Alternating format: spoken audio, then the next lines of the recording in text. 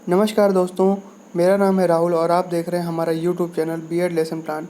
तो lesson plan की series में आज हम लेकर हाजिर हैं एक नया लेसन प्लान जिसका प्रकरण है यूरोपीय शक्तियों का आगमन। यह इतिहास विषय से संबंधित है और यह मुख्यतः कक्षा 9 के लिए बनाया गया है। आप इसे अपने सिलेबस के अनुसार और भी किसी कक्षा में पढ़ा सकते हैं। तो शुरू करते हैं। जैसा कि आप लोग जानते हैं कि लेसन प्लान के फॉर्मेट में सबसे ऊपर हम पाठ्य योजना संख्या लिखते हैं, उसके बाद संस्था या विद्यालय का नाम जहां भी आप शिक्षण के लिए जाएंगे, और उसके बाद इसी तरह के ब्लॉक्स बनाते हैं जिसमें दिनांक, कक्षा, वर्ग, विषय, उपविषय, कालांश और अवधि लिखते हैं।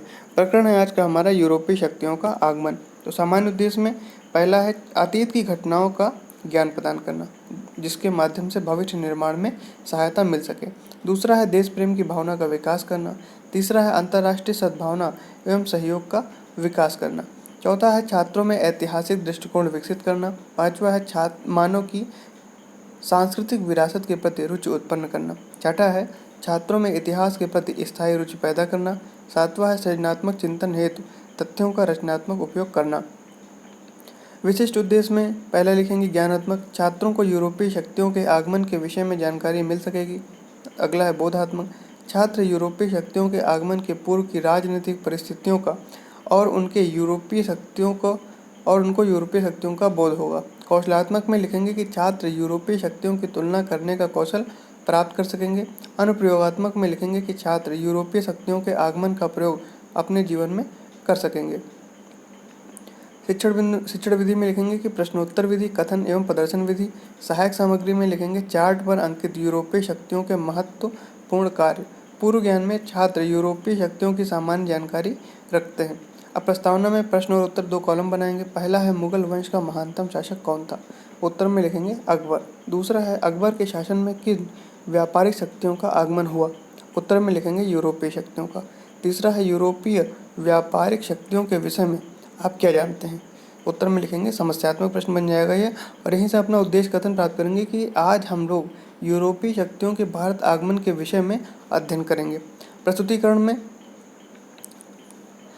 लिखेंगे कि अध्ययन अध्यापन की सुविधा हेतु पाठ योजना का विस्तार 2 अनुवृत्तियों में किया गया है। तो आप प्रथम अनुवृत्ति देखते हैं। इसी तरह 4 कॉलम बनाएंगे। पहला है शिक्षण बिंदु, दूसरा है छात्राध्यापक क्रियाएं, तीसरा है छात्र क्रियाएं और चौथा है सैंपट कार्य। तो शिक्षण बिंदु में लिखेंगे सामान्य परिचय। प्रश्न है पहला, पुर्तगालियों के विषय में आप क्या जानते हैं। छात्र क्रियाओं में लिखेंगे संभावित उत्तर। छात्राध्यापक कथन में लिखेंगे कि तुर्कों ने जब 1453 में कुस्तुनतुनिया पर अधिकार कर लिया तो यूरोप और भारत के मध्य व्यापार बंद हो गया। अब नए समुद्री मार्गों की खोज आरंभ हुई। इसी क्रम में कोलंबस ने अमेरिका की खोज 1492 में, यहाँ गलत लिखा है 1498 होगा में, और कोलंबस ने अमेरिका की खोज 1492 में और वास्को डी गामा ने 1498 में भारत की खोज की। जैसे ही भारत और पुर्तगाल के बीच व्यापार हुआ तो भारत में यूरोपीय व्यापारियों की होड़ लग गई। इसके बाद डच, फ्रांसीसी व अंग्रेजों का आगमन हुआ। यूरोपीय शक्तियों के कार्य। तो प्रश्न है कि यूरोपीय शक्तियों के भारत में किए गए कार्य क्या है। तो उत्तर में लिखेंगे संभावित उत्तर छात्र क्रियाओं में। अब इसको स्पष्ट करेंगे कि व्यापारिक कंपनियों की स्थापना। दूसरा है बादशाहों एवं नवाबों को नवीन वस्तुओं की भेंट। तीसरा है भारतीयों का धर्म परिवर्तन और चौथा है अपनी व्यापारिक कोठियों की किलेबंदी करना। छात्र क्रियाओं में लिखेंगे कि छात्र ध्यानपूर्वक सुनेंगे। अब सैंपल सारांश में प्रश्न और उत्तर लिखेंगे, बोध प्रश्न और उत्तर। पहला है भारत में सर्वप्रथम व्यापार करने कौन आए। उत्तर में लिखेंगे कि भारत में सर्वप्रथम व्यापार करने पुर्तगाली आए। दूसरा है तुर्कों ने कुस्तुनतुनिया पर अधिकार कब किया। तो उत्तर में लिखेंगे कि तुर्कों ने कुस्तुनतुनिया पर अधिकार 1453 ईस्वी में कर लिया। अगला प्रश्न है कि कौन सा पुर्तगाली नागरिक सर्वप्रथम भारत आया। उत्तर में लिखेंगे कि वास्को डी गामा सर्वप्रथम भारत आया 1498 ईस्वी में। निरीक्षण कार्य में लिखेंगे कि छात्रों को श्याम पर सारांश लिखने का निर्देश देकर संपूर्ण कक्षा का निरीक्षण किया जाएगा। अब प्रारंभ करते हैं हम द्वितीय अनुवृत्ति। तो द्वितीय अनुवृत्ति में दोबारा लिखेंगे शिक्षण बिंदु, छात्राध्यापक क्रियाएं, छात्र क्रियाएं और सैंपट कार्य। तो शिक्षण बिंदु में लिखेंगे कि व्यापारिक केंद्रों की स्थापना। छात्राध्यापक क्रियाओं में पहला है प्रश्न करेंगे कि यूरोपीय व्यापारियों ने कहाँ पर अपनी कोठियों की स्थापना करी। तो छात्र क्रियाओं में लिखेंगे संभावित उत्तर। छात्राध्यापक कथन में स्पष्ट करेंगे कि यूरोपीय व्यापारियों ने सूरत, गोवा, हुगली, चंद्रनगर, पांडिचेरी, कालीकट, मसूलीपट्टनम आदि स्थानों पर अपने व्यापारिक केंद्रों की स्थापना की। यूरोपीय कंपनियों को भारत में व्यापार करने हेतु मुगल सम्राट फरमान जारी किया करते थे। यूरोपीय कंपनियों ने भारत से सूती वस्त्रों का अधिक मात्रा में निर्यात किया।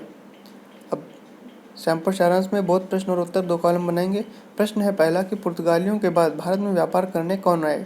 उत्तर में लिखेंगे कि पुर्तगालियों के बाद भारत में व्यापार करने डच आए। फिर अगला प्रश्न है कि व्यापार हेतु फरमान कौन जारी करता था। उत्तर में लिखेंगे कि व्यापार हेतु फरमान मुगल सम्राट जारी करता था। अगला प्रश्न है कि व्यापारियों ने किसका निर्यात किया। उत्तर में लिखेंगे कि व्यापारियों ने सूती वस्त्रों का निर्यात किया। निरीक्षण कार्य में लिखेंगे कि छात्रों को सैंपल सारांश लिखने का निर्देश देकर संपूर्ण कक्षा का निरीक्षण कार्य किया जाएगा।